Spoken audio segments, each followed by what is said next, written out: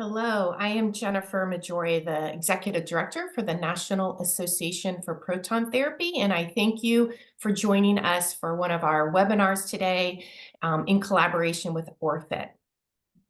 I want to share with you that these are valuable relationships that we have. Orfit's a corporate partner with some other industry leaders, and it's a great opportunity for us to provide education to an international audience many times, and for our members and others proton centers to really have the resources and information they need to provide the best care to their patients. If you're not familiar with NAPT, we are an organization, a non-for-profit organization with a mission to work collaboratively with our members, operating members, corporate members, and also other stakeholders to ensure the expanded access as proton therapy. And we do that through advocacy, through education like this, and also through research collaboration. So I encourage you to learn more about us on our website and learn more about our upcoming our upcoming webinars as well. We have quite a few. We have them every month. I want to thank Sarah Galen, our Director of Education, for making sure that we have robust offerings, and encourage you to go to our site to listen to those that are recorded. In the past, our members have access to that. And coming up, we have October, November, and December. Make sure that you register for those again, just like you registered for this one, and you have the opportunity to attend. If you're going to Astro, it's hard to believe it's 2 or 3 weeks from now. We have some key events there as well. Make sure you have one of your physicians attending our research forum. That's in collaboration with PCG, PT-COG NA, and Johns Hopkins Center. And then we also have a reception and educational event on Sunday afternoon. Those are open to non-members as well. So if you're there and you'd like to join us, we'd love to see you there. And lastly, I just want to mention that we do have our conference coming up in Philadelphia in 2025. If you would like to submit an abstract, if you would like to present at that conference, now is the time. We have opened up the call for abstracts until the end of October of this year, and that conference is April 26th through 28th in Philadelphia in 2025. So just want to remind you that our webinars are educational. We're not endorsing products, but it's a great opportunity for us to collaborate. And I'm really excited to introduce Emily Carpers from Orfit. It's been just really great to watch this organization grow, watch their support of their current customers and new customers that are learning about them. And I'm excited that they're featuring Sin in the center in Singapore. I was just telling Sin that I had an opportunity to visit this center in June when I was at PT-COG. It's a very impressive facility. They're celebrating a little over a year of being in operations, and so excited that they can share with us today. So Emily, I'm going to turn it over to you and let you introduce your team. Thank you again for being with us today. Thank you, Jennifer, for the introduction. Thank you, everybody, for joining us today. Before we dive into today's topic, I would like to extend a heartfelt thank you to NAPT for providing us with this opportunity to discuss a very crucial aspect in proton therapy, which is patient immobilization. So my name is Emily Kuipers. I'm Orfit's CFO and also head of R&D. And it's really my pleasure to have one of our expert users, Sin, with us today. She will share her expertise and her insights on the importance of patient immobilization. As many of you know, accurate and effective immobilization is vital for ensuring the highest quality of care in radiotherapy, and Orfit is committed to contribute to that mission. So for over 30 years, we've been leading innovation in our field. So I would like to present you Sin. She's a dedicated senior principal radiation therapist at NCC, or National Cancer Center in Singapore. She graduated with a master's in radiation therapy from Monash University in Australia in 2004, and she's been practicing for 19 years. Since 2012, she has been specializing in head and neck radiation therapy, and she has emerged as the first advanced practice radiation therapist in Singapore. Sin is known for her expertise in IGRT and in clinical toxicity assessment in head and neck cancer. She's the first RTT who improves images alongside with a head and neck radiation oncologist and performs also clinical assessments for NPC and head and neck proton patients. Her current roles include leading and developing key departmental head and neck initiatives for both proton and photon therapy. She had her proton training in the University Medical Center in Groningen in the Netherlands, and also the Danish Center for Particle Therapy, obviously, in Denmark in 2022. SIN believes in fostering strong teamwork and interprofessional collaboration to achieve high standards of care and better outcomes for head and neck radiotherapy patients. So a very special thank you to you, SIN, for being here with us now, especially as it's near midnight in your time zone now. After Right. SIN's presentation, we will have time to take some questions. I also have my colleague Scott Elitsky joining us. He's a product specialist at Orfit Industries America. So I'll be very happy to answer your questions after the presentation. So I'm handing over to SIN now, and I hope you all find this presentation interesting and inspiring. SIN, the floor is yours. All right, thank you, Emily. Thank you for the kind introduction, and thank you, Orfit, for inviting me to present in this webinar at the NAPT platform. So this is one of my favorite topics to touch on, and I'll be glad to share my experience and knowledge in immobilization and positioning and imaging. So I'll do my best. So before I start off this, I will share about I will share a quick review on the Singapore healthcare. Now, Singapore is a very small metropolitan with around 750 square kilometers, which is comparable to the size of the New York City, about 780 square kilometers. We have a population of 5.6 million versus New York City of 8.4 million. This is to give you a rough age of how big Singapore is. And our National Cancer Center is the largest center in Singapore. It is situated at the central, and we cater for mostly of the central and the east, but currently the Proton Center is catering for the whole of Singapore. And we treat about 70% of the Singapore cancer population. These are the cancer centers that are available in Singapore at the moment. With NCC, we have a synchrotron-based proton therapy center with 4 rotating gantry and 1 fixed beam, while the private center, they use cyclotron. We are all different brands, Hitachi, IBA, and Variant. The one at Mount Elizabeth is a half up, whereas the one in SAM is the full gantry as well. And the radiation oncology at my center, sorry, I think I accidentally clicked it away. Yeah. Sorry about that. Yeah, it's the largest facility in Singapore. We treated about 4,500 new patients last year. And we don't only serve the cancer patient in Singapore, but as well as the Southeast Asia region. Currently at my department, we have 8 true beams and 2 rapid arc, 4 proton gantries, as well as the 3 CT simulators, 1 brachytherapy, and 1 mole room. And we started operating just last year, March.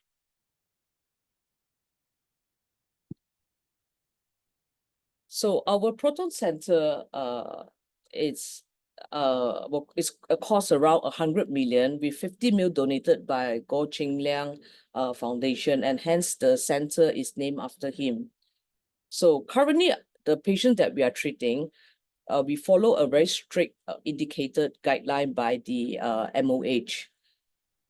For example, cases like pediatric, young patient under 25, head and neck patient, prostate, and many more.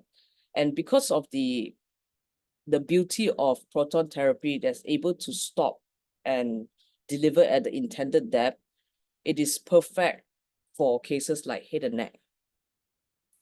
I'm sure everyone is familiar with the Bragg peak, and like I mentioned, is able to reduce very good low dose splashes.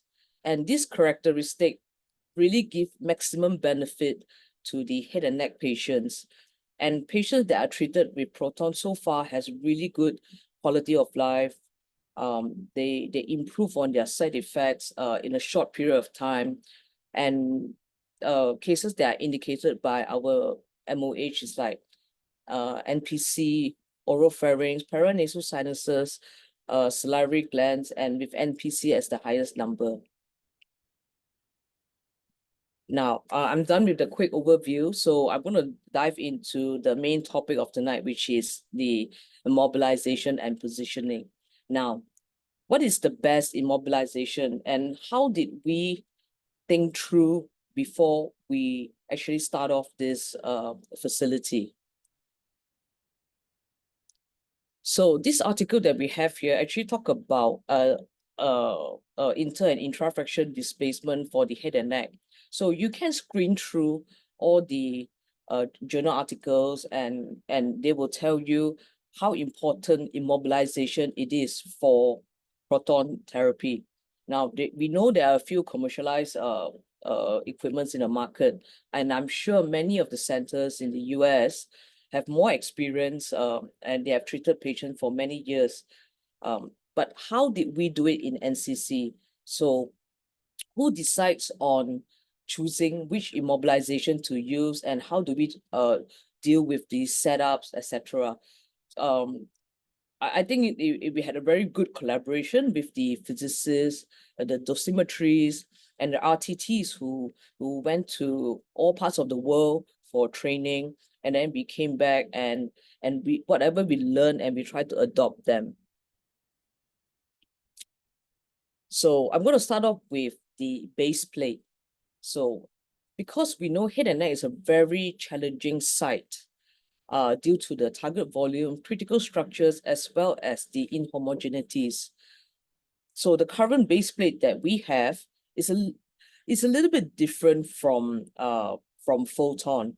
In Photon, like the picture that we have on the left side, the base plate is actually on the treatment couch, whereas for Proton, it is attached to the robotic couch. It is very important that we take into consideration of the age effect of the base plate. We have to make sure that it's very thin so that the gantry and the beam nozzle are able to move as close as possible to the head, and we are able to reduce the air gap and improve the beam penumbra. So with all this really good shell, personalized head cushion, and they fit onto the base plate, then we are able to immobilize the patient properly. So I've done a comparison of this few, and then these are the ones that's available in the market, and I'm sure there are a few more that are being in use. So something to take note about this base plate they are all mostly lightweight, carbon fiber. They have the hand grip to immobilize the shoulder, and they have very good shell system to fix on it. They use the frame and pin docking system mostly, but for HP Pro system, they have a patented locking system. We call it the slide, swivel, and lock. It is really safe and easy to use. I'm just going to go sidetrack a little bit on the upright proton therapy, which is the upcoming, and they probably have about more than 100 in the pipeline in the world. So the cost of this proton therapy or any particle therapy is really high, especially the price on the gantry. So with a upright proton therapy, they have a rotating couch positioning, and they use a fixed beam to treat the patient. Now, for this particular equipment, patient is seated in a position, and it was reported that they have a slightly larger positioning. I've tried the chair myself, and it's pretty good, I would say. For patients who can't really lie down, I would think this is a solution. But an additional immobilization will have to be attached to make sure that we secure the head and neck position. It does tend to slide a little bit. Now, there are different robotic couches available, and even for the table inserts that are provided, it comes in different sizes, either for pediatric or for adult. This is a 6-DOF automatic couch.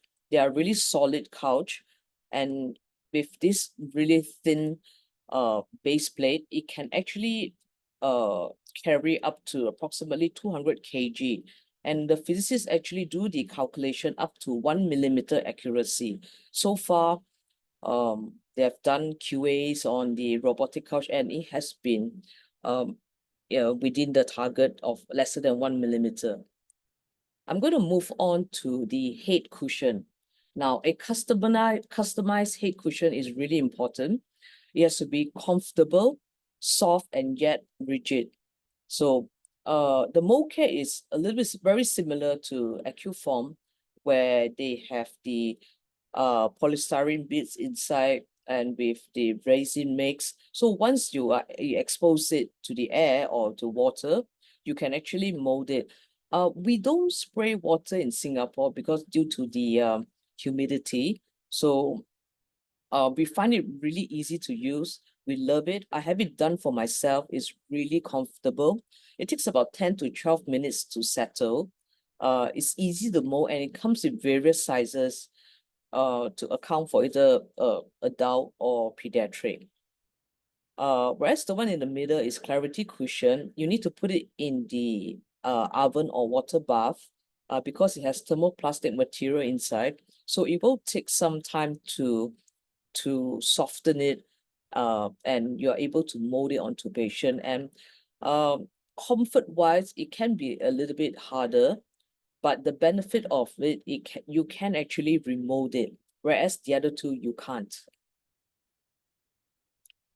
So in NCC, we did a basic assessment by the Morung team, and they actually look at whether they are reusable, about the cost, about the comfort, and how easy to make. And that's how we deduce in choosing a headrest to be used for the Proton patients. So this part is really interesting, and it makes us wonder, does one size fits all since you're able to customize it? And what is the right cushion size to use? And for proton therapy, we do have a criteria. If patient can't lie down too low, we can't treat them. So as patient have to, those kyphotic or those patient with hunchback, unfortunately, we are unable to put them through proton therapy. And in the beginning, when we have started doing this mold care, because we can't redo it. So when we make mistakes, we will have to put it as a waste, and we have to take another one to redo. So after multiple tries on many patients, we actually come up with some guidelines, and we know that certain mold care that is not done properly, like the ones that is showed over here, you can actually see it will trap skin. And this trap skin, it will cause a difference when the proton beam pass through. Or if we do a mold care that has a gap, it will cause a sink in the cord position. So of course, if you're able to do a smooth, and a patient will have a very reproducible position. So doing a mold care, in my opinion, is actually one of the most important thing to immobilize the patient. Now, we managed to discover something, and I'm actually pretty proud of it. And now, whenever we have a patient that is relatively larger in size and short neck, we actually use a smaller mold care to fit the patient's head, as you can see from here. And you'll be surprised, the position is perfect. We can actually reproduce it practically every day. Because to use an adult mold care, we actually have all this excess material that the physicists actually didn't like it when the beam passes through it. So it's something to take note of. So, and there are many challenges in doing a good head cushion. And one of the biggest nightmare that we experience is are actually skinny, tall, and long neck patient. Now, you can actually see this patient has a really high arc over here. And with this, a regular adult mold care, we are unable to actually mow it to the gap at this side, and hence patient feel uncomfortable because of the insufficient material. Sometimes for skinny patient, when we try to push the mocha, we can cause a deep V-groove, and V-groove for mocha is a no-no. We need to try to avoid it because it will affect the setup. So what are the solution? Probably if we have extra material or a head cushion that is longer, we may be able to push more material to the neck region and create a better head cup, to immobilize the head and cushion. So I'm going to move on to the mask. The mask is pretty much similar to a photon mask. We use a 5-point mask. We have patient in a neutral position. And as always, we need a minimum of 2 RTs to stretch the mask. And we allow the mask to cool down for like 10 minutes. So especially for the HP Pro, the slide, swivel, and lock makes it really smooth and easy to fit it in. And nano is actually very thin, soft, and comfortably rigid material. Of course, using nano, there's also challenges as compared to the efficace. The molding time is a little bit shorter. So once we take it out from the oven, for efficace, we used to allow 20 minutes for it to cool down. But for nano, we probably just about 5 to 10 minutes, and then we got to prepare to put it on patient and then try to stretch it. And when we stretch it, we got to watch out for folds around the neck. And for larger patient, it can be hard to catch the shoulder. And for skinny patient, as you can see here, is the size of like a spade. We are unable to immobilize, and this patient actually caused quite a bit of a challenge in reproducing the position. I'm just going to share with you this little bit of a step-by-step that we have done in NCC. So Orfit was kind enough to show us a few times on how to best immobilize, because initially when we started, our mold care was overflowing out of the base plate. And when it was overflowing, we were unable to clamp the shells. And that caused a lot of discomfort to patient. And at the same time, when I went to Groningen for training, they also taught us to do a profile guide. So this profile guide is made of the other shells that we cut it and we place it. So this will actually help you to the profile guide will actually help you to shape the mold care so that it doesn't overflow out of the base plate. And when you do the mask, you're able to slide it in effortlessly.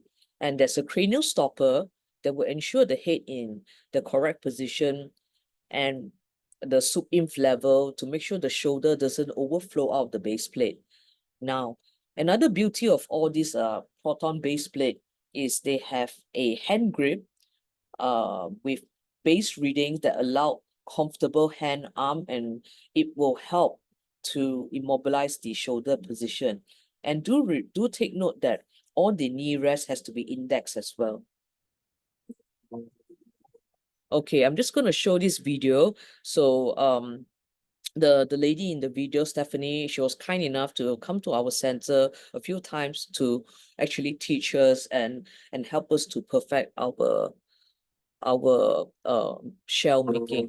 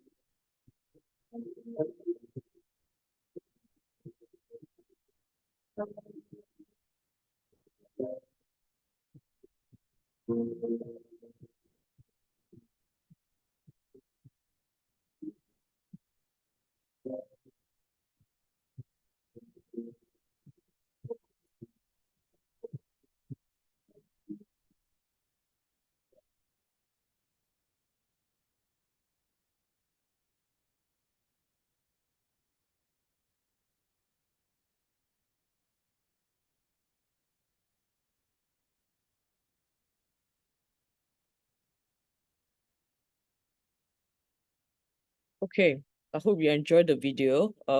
If for further information, you can go to the www.orfit to take a look at other products that's available. After using the HP Pro unit, we also did an analysis that I did up a poster for the Istro to analyze the setup position and the credibility of the MoCare.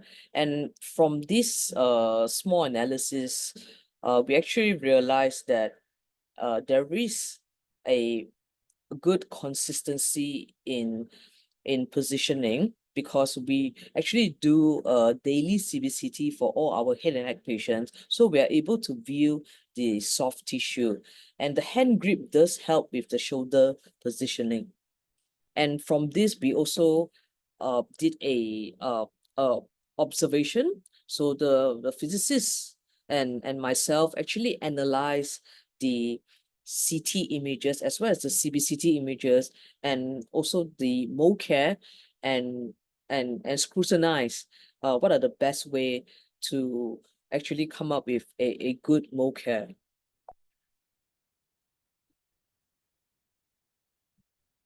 Okay, so I'm going to touch on two more things before I move on to imaging. And one of it is mouth bite for proton therapy. So this article that was published actually mentioned that mouth bite is beneficial for patient undergoing proton therapy. I mean, they have had good experience in it. You can have a look at the paper they do to immobilize the tongue. So mouth bite works as an internal immobilization for head and neck patient. Currently, we do use mouth bite, but only for paranasal sinuses, nasal cavity cases.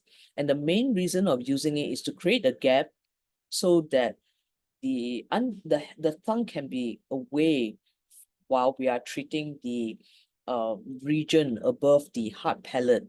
Now, this is one of a very good case of ours, where the doctor didn't want the mouth bite initially because the patient claimed that he may gag or may cause some discomfort.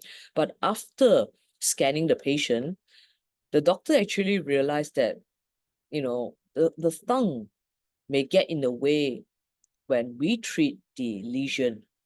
And we spoke to the patient, and patient was willing to try on the mouth bite.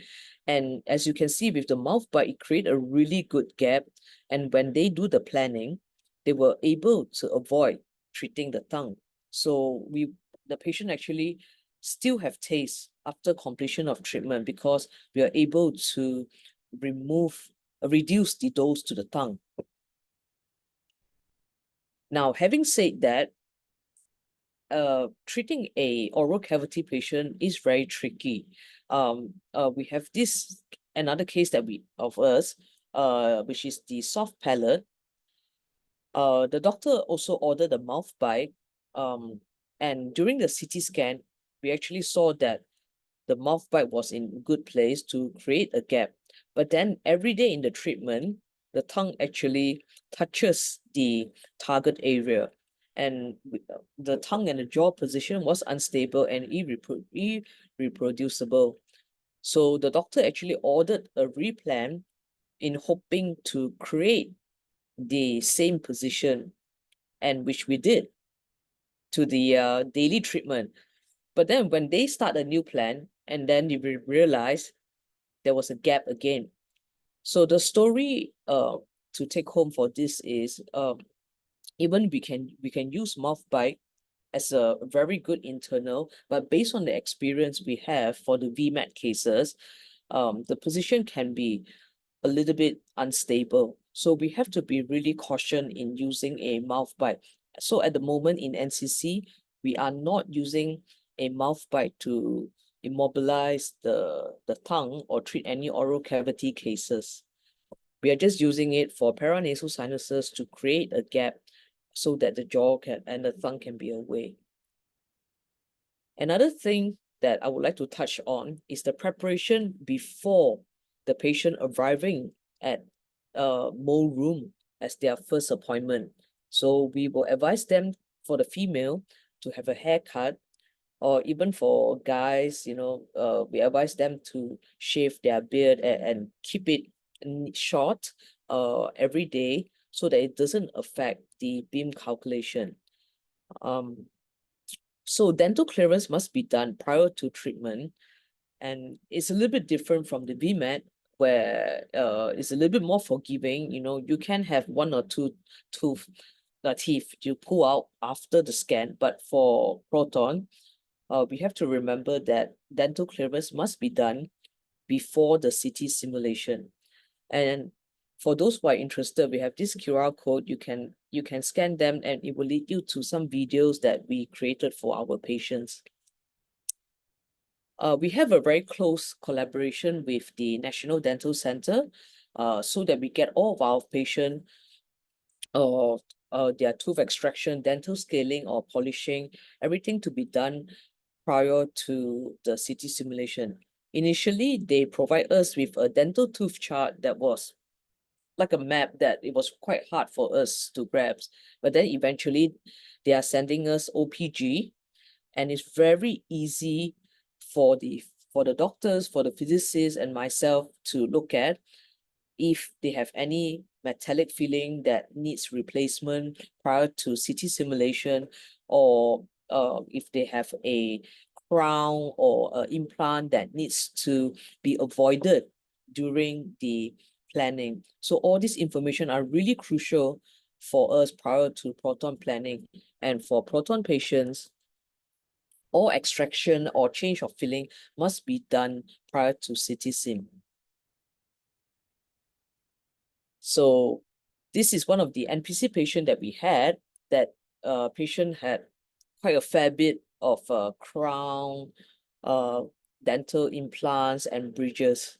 So can we put this patient through proton therapy? Well, we had a long discussion on this. The beams are unable to pass through. So unfortunately, patient was rejected and unable to do proton therapy.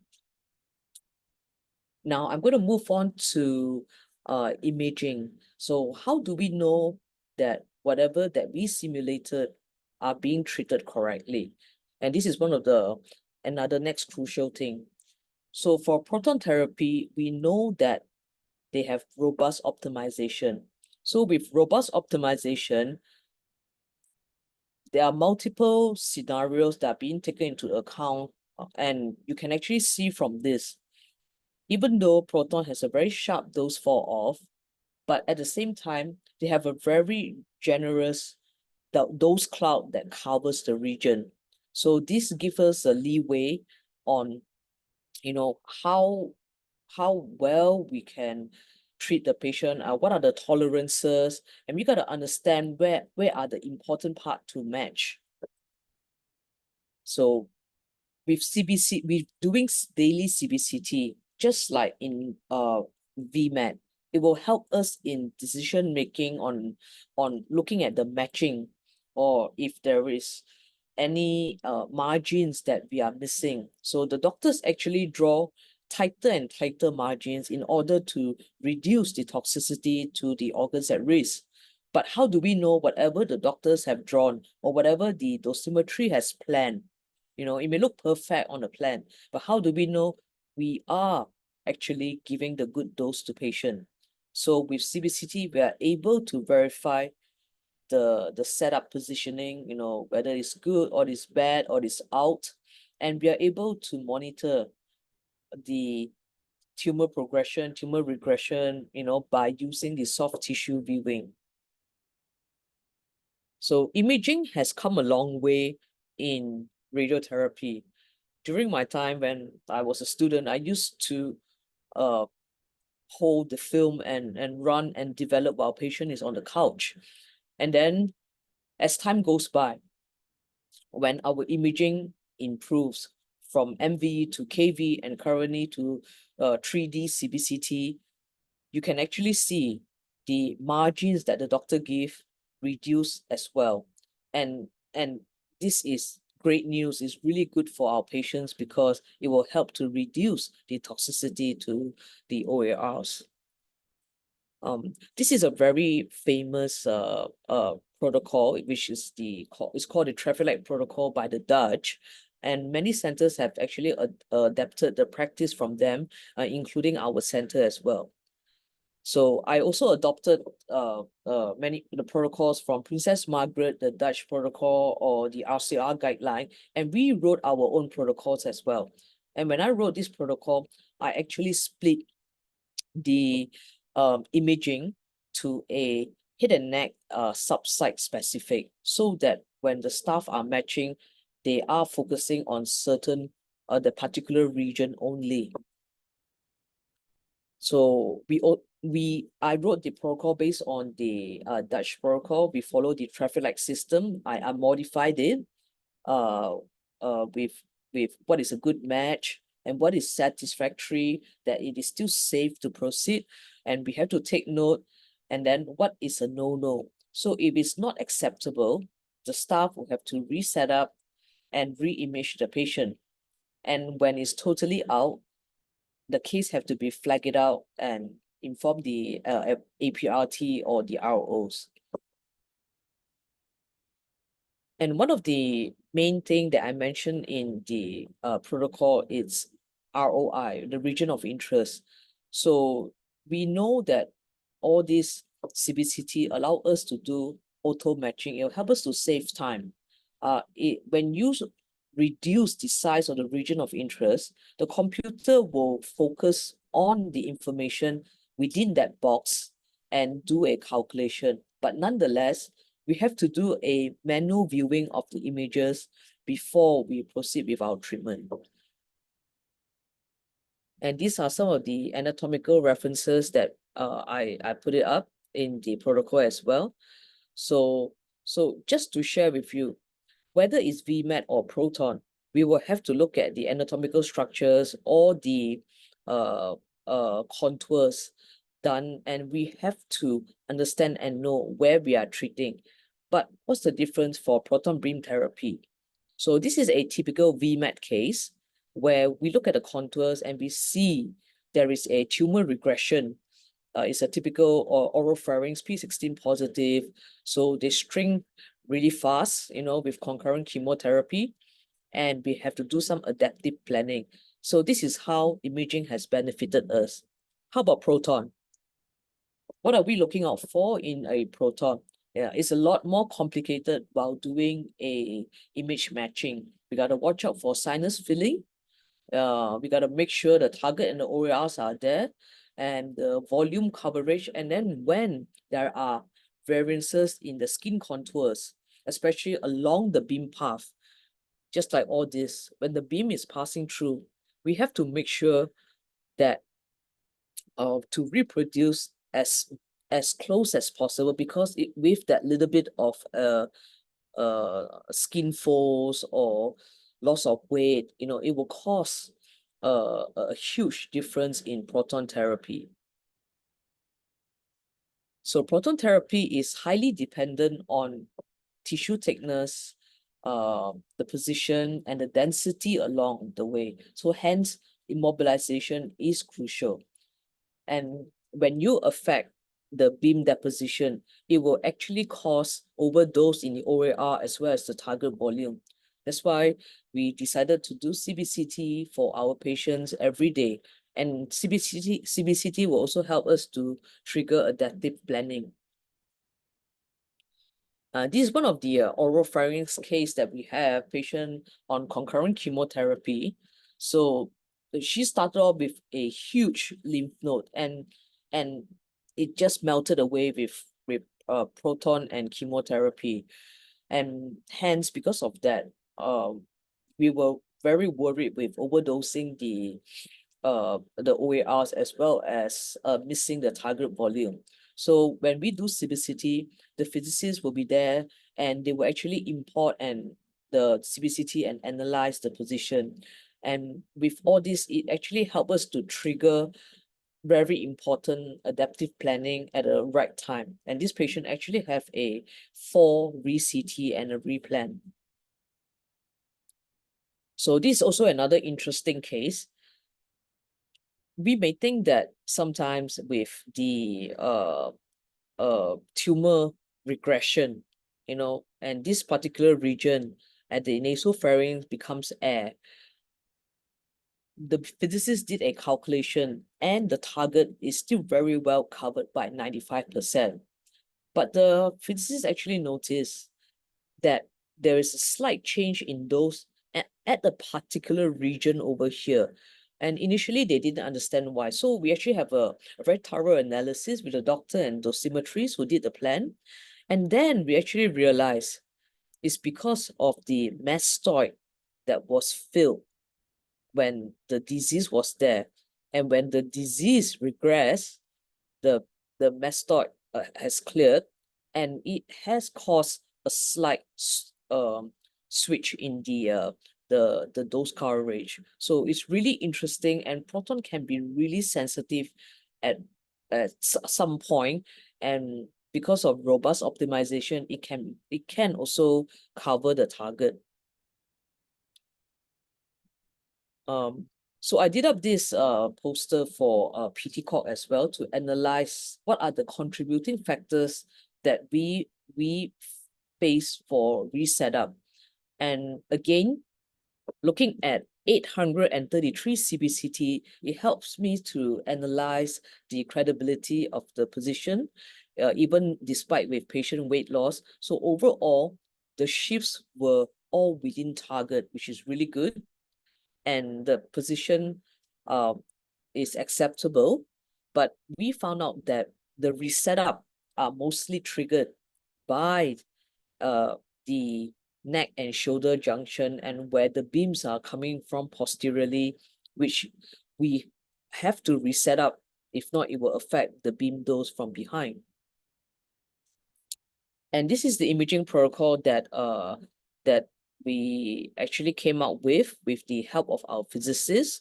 And Hong Chi actually did an additional layer and he's writing a manuscript on it, and it actually helped us and guide us on how to do the matching and how well we can trigger the physicist to do a calculation.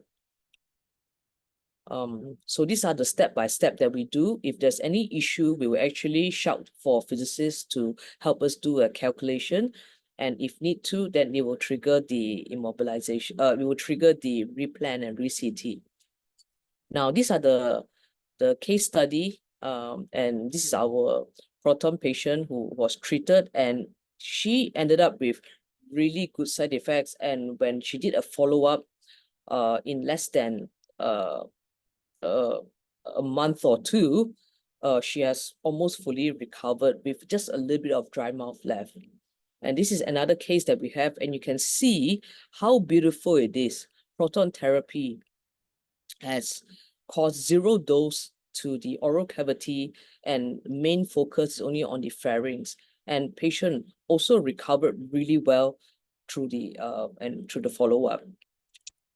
So the conclusion of this is advanced treatment like proton therapy comes with stable immobilization and high quality imaging. Immobilization is the safeguard, and if you do a good immobilization, you are half the battle won. Immobilization will help us to fix the patient at a good position and enable the proton to place the target properly. And with proper imaging protocols and guidelines, we are able to safeguard practices across the RTT. And ultimately, the aim is to deliver very precise dose to the patient, to the head and neck patient, and improve the overall outcome. And this is the proton therapy team that we at NCC, and this is, look at the happy faces after we treated the first head and neck patient. Thank you very much for your time.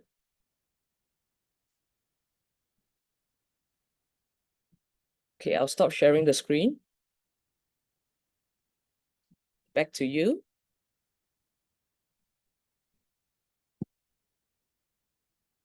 Thank you very much, Sin, for this wonderful presentation.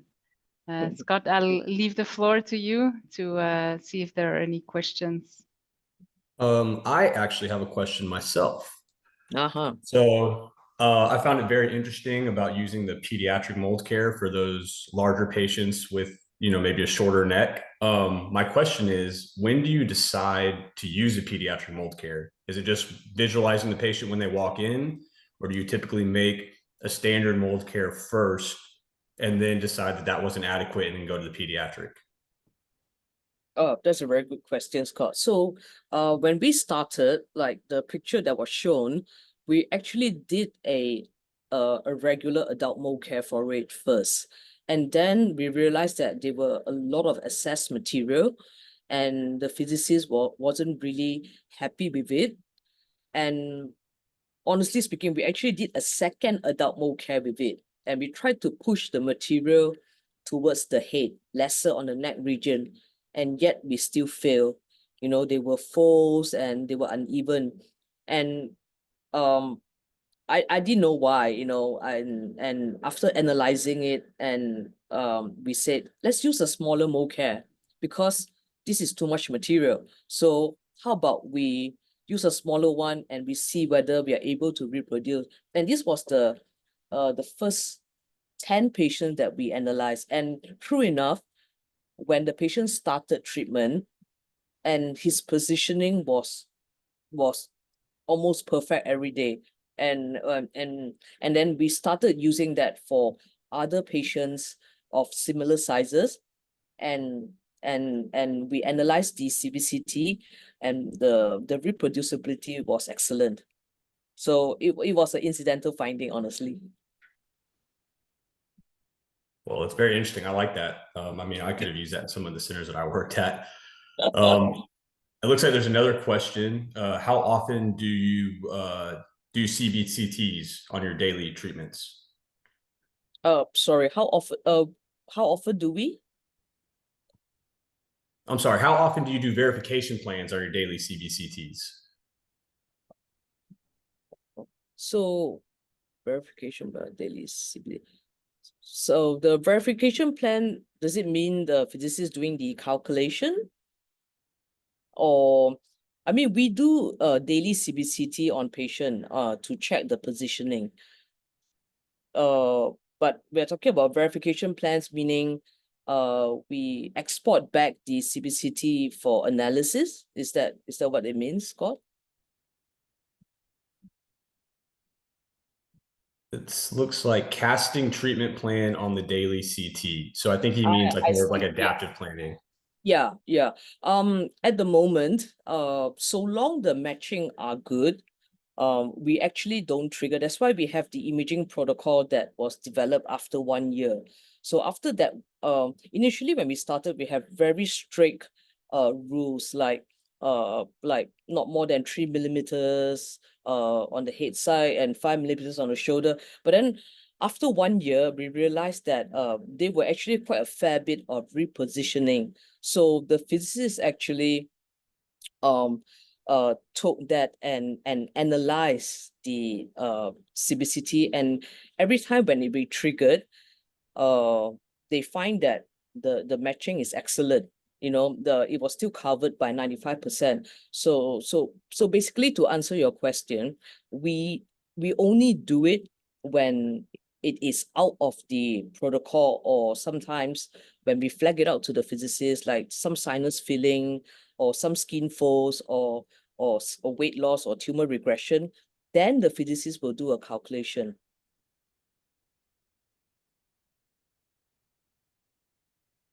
Okay, it looks like another imaging question came in. Yeah. How many CBCTs do you, I guess it's how many images do you take on a head and neck patient if the shoulders are not lining up? Like at what point do you either continue on with treatment or decide that it doesn't look good enough to treat? Yeah, that's another good question, and I think it's probably the a similar issue that experienced by other people. So again, after I wrote the protocol out, it actually reduced reset up and CBCT drastically, because the physicist has done calculation. 3 millimeters are the plans still good? 5 millimeters, 6 millimeters, and 7 millimeters. So that's And then we actually set a tolerance up to 7 millimeter around the neck folds. And if that is acceptable, we'll proceed with treatment. If anything more than 0.7, then we will reset up the patients. So what we advise the RTTs to do is do one reset up. And if the first reset up is not good, do the second one. And then if it's still not good, then you can trigger the physicist, and the physicist will come and have a look. And then they will make the call whether to reset up or to do a plan calculation. So all in all, we try to keep it to about 3 CBCTs per day. Here's another question kind of on imaging and treatment time. So what is the average number of gantry angle treatment fields for your typical head and neck cases? And then how long do those patients typically stay on the table from start to finish? Okay, so to answer the first question, generally for NPC and OPC, we actually use 5 angles. For smaller treatment fields like sometimes when we are just focusing on the post-op paranasal sinuses or ipsilateral salivary glands, it can go down to about 3 or 4 treatment angles. That depends on the target coverage. And the average time for patient, it's approximately for 3 to 4 beams is about 15 to 18 minutes on the couch. For those with 5 beams will take up to 25 minutes to half an hour.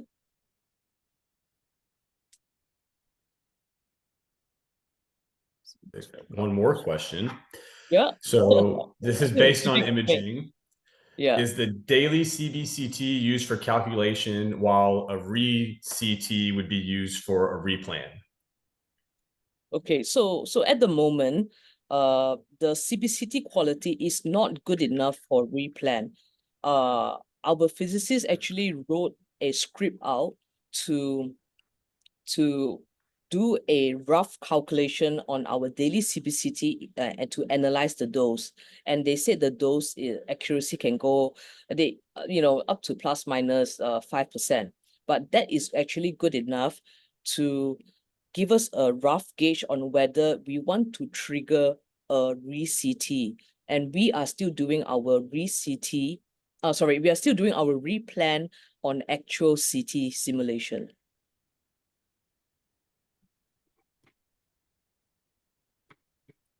Okay, and then kind of a follow-up to that, do you have like a percentage of replans or an amount that typically occur at your center for these head and neck cases? Sorry, Scott, come again? Do you have a percentage of replans that occur at the center in terms of like how many patients actually get replanned and re-CT'd? So our experience for the first 10 patients, we actually did a weekly CT, and we realized that weekly CT can be too much because that we were learning from it. And then after the first 10 patients, we kind of like reduced to a 1 or 2 re-CT during the course of treatment, which is about 6 to 7 weeks. And we also realized that can be too much as well. Currently at the moment, we will book 1 re-CT midway through to assess, but if when the setups are good, there are a few patients who, proton patients, they don't lose a lot of weight as compared to VMAT patients. So there are many of them who actually go through without any replanning, honestly. Well, I say that's a sign of good setups. Yeah. And it looks like that kind of answered the next question, basically asking, how often do you see patients losing weight and, how much effect does that have? But it looks like you kind of answered that saying very rarely does it tend to happen. Yeah, because for concurrent chemo patient, we know that because of chemotherapy, with other nausea, vomiting factors that comes in, So they tend to have a little bit more weight loss as versus the RT alone patients. Or the post-op paranasal sinuses, they barely lose any weight. So we don't do replanning for them as well. The only reason we do planning for the paranasal sinuses highly likely is due to the sinus filling.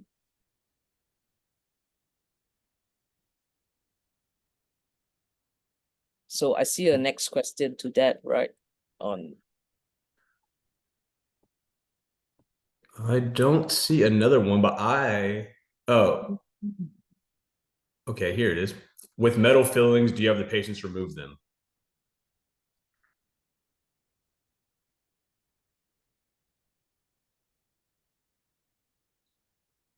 Sorry, Scott, which one are we With targeting? the metal fillings. So do you have patients remove them, or are they just not candidates for treatment?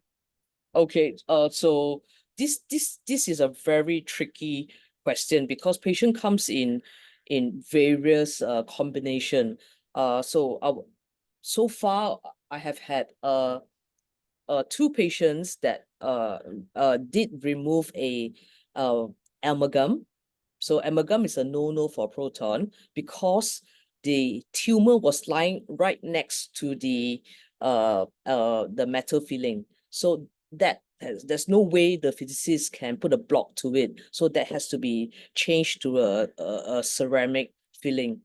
And then as another patient, a similar situation as well, the disease is lying next to a metal implant. So that has to be removed. But overall, the rest of them, the physicists are able to put a blocker to it. So when the dosimetry do the planning, they put a blocker to it, and then after that, yeah, we can spare them from removing the metal filling or changing them. Perfect. Next question. You mentioned the sinus filling, and that's typically a reason for replans. Do you preemptively double plan? So basically make a plan with sinus filling and a plan with an empty sinus so that they're both prepared, or do you wait? Yes. Yeah, we do that. So that's easy. So we do the planning filled and not filled. So, but there's a downside to it. When you do a planning when it's filled and not filled, the dose cloud is slightly larger. So when it's really close to the optic nerve and some chiasm, so it's quite hard to sometimes spare them. So, but the answer is yes, we do. Makes sense. Next question. When you're using the bite block, does your bite block include a piece to basically displace the tongue in a specific direction, or is it more simply just a mouthpiece? So for Proton at the moment, it is just a mouthpiece that we want to create a gap. So this is based on my personal experience. We are in the midst of developing, working with the National Dental Center to develop a really good bite block. But at the moment, based on our experience in Photon, our tongue position do vary quite a fair bit, and some of the post-op tongue do have when the flap settles in, it changes as well. So it's really hard. So we don't really divert or push the tongue back because I think this is really hard. I don't really have an answer for you. I don't think there's also one mouth bite that can fit it all, but you have to be really careful when you use that to treat proton patients because proton, it may not be as forgiving. So at the moment, in NCC, we are still just using the mouth bite just to create a gap. That's all.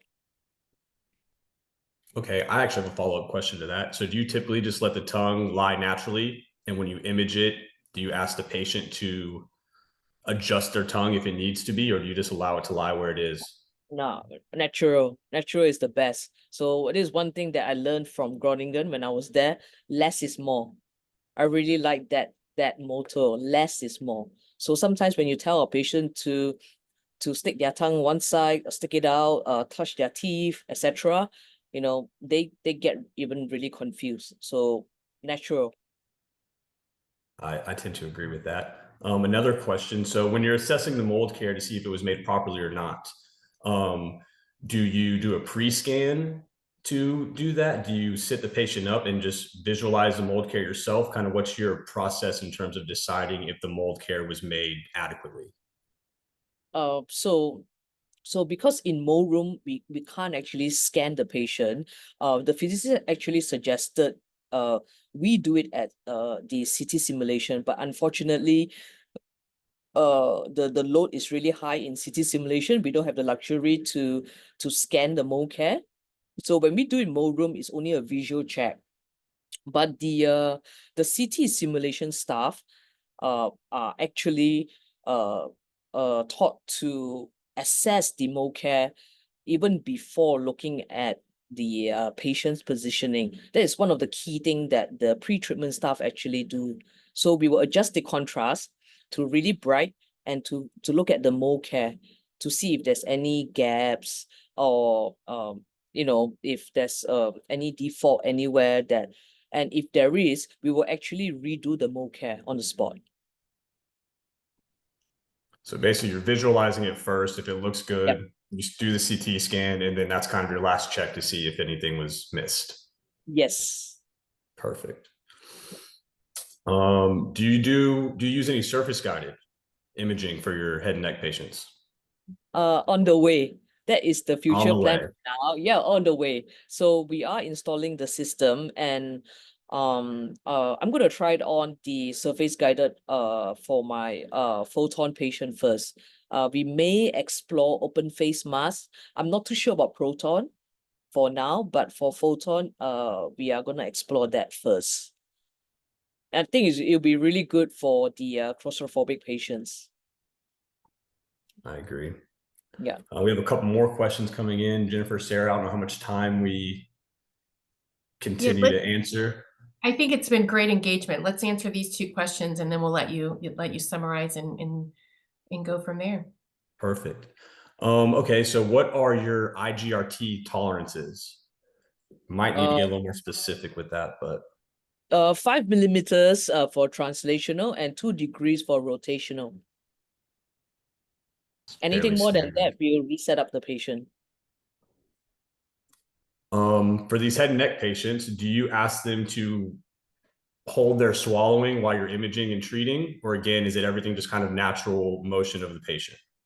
No, just natural, because at the moment we are not doing I'm not too sure what are the criteria for head and neck cases in the US, but anything below the higher bone and below, hypopharynx, larynxes, thyroids, we are it's not under the MOH indication list. So the swallowing will not affect our group of patient at the moment. So natural. Awesome. Well, that looks like all the questions. Thank you, Sen. All right, thank you. Thank you so much. And I know it's late there, and we really appreciate it. And Scott, thanks for moderating. Emily, thank you for helping organize this with Sarah. This has been a phenomenal discussion. I feel like we need to do maybe a part 2 and talk a little bit more. I really appreciate, but Emily, I'll give it to you to close up today. Thank you. Okay, thank you, everybody. Thank you, Sin, for this presentation. I think you really stressed the need for good immobilization and spending enough time on immobilizing the patient, because it will save time afterwards during the treatment. Thank you, Scott, for moderating, and Jennifer and Sarah for this opportunity. And yeah, we as Orfit, we're here to answer any questions. You can reach us through our contact details on the website. Yeah, we're happy to answer any question that you have. And you'll be at Astro, right? We'll see you at Astro? We will be at Astro as well. And we will have a booth there. We'll have the Proton products there. So I'll be happy to give a demonstration at Astro as well. Great. Thank you so much. Thanks, Sarah. Thank you, everyone. Thanks, everybody. Have a good night, Sin. Bye. Yeah. Okay. Bye.